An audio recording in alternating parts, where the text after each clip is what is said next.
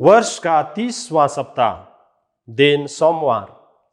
ख्रीस्त में मेरे प्यारे भाइयों और बहनों, एक बार एक एनजीओ ने बीमार लोगों की देखभाल के लिए सुझावों का जिक्र किया और वे इस प्रकार हैं।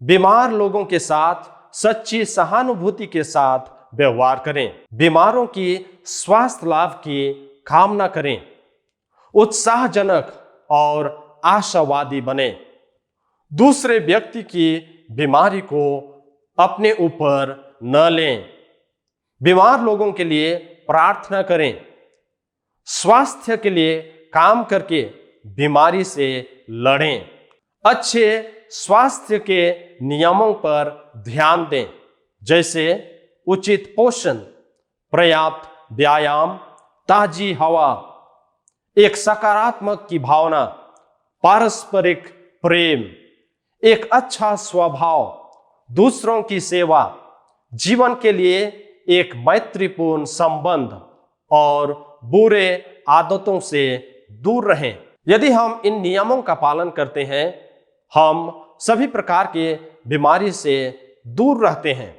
आज के सुसमाचार में यीशु विश्राम के दिन बीमार महिला को चंगाई प्रदान करते हैं, परंतु यहूदियों ने यीशु से शिकायत की कि आज के दिन ऐसा करना उचित नहीं है। यीशु के समय में फरीसियों के लिए बीमारों की देखभाल को एक कार्य माना जाता था और इसलिए विश्राम के दिन यह मना किया जाता था जब तक यह बहुत आवश्यक ना हो जाए, अर्थात मरने की परिस्थिति में ही हम यह कार्य कर सकते थे।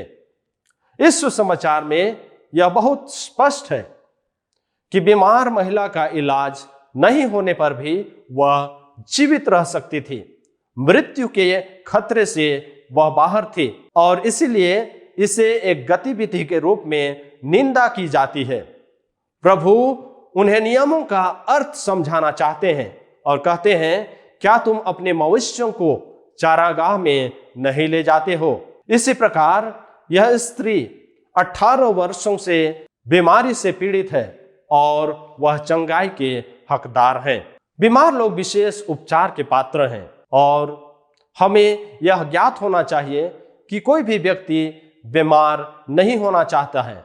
वह चाहता है कि वह हमेशा स्वस्थ रहे, लेकिन अक्सर बीमारों की देखभाल करने वाले उन्हें सामान्य इलाज भी देने को तैयार नहीं होते हैं, क्योंकि उन्हें कोई औपचारिक प्रशिक्षण नहीं दिया गया है। शायद हम डॉक्टरों की तरह बीमार लोगों को ठीक नहीं कर सकते हैं, लेकिन हम अपना सर्वश्रेष्ठ कार्य के लिए बाध्य किए जाते हैं और बाध्य होते हैं, और बीमारों की देखभाल करना दया और आत्मिक कार्यों में से एक है। जब हम अंतिम सांस लेंगे तो हम में से हर एक मसीह के आमने सामने होंगे। मसीह हमें हमारे जीवन का इतिहास दिखाएगा और उन सभी क्षणों का उजागर करेगा जिनमें हमने प्यार किया था।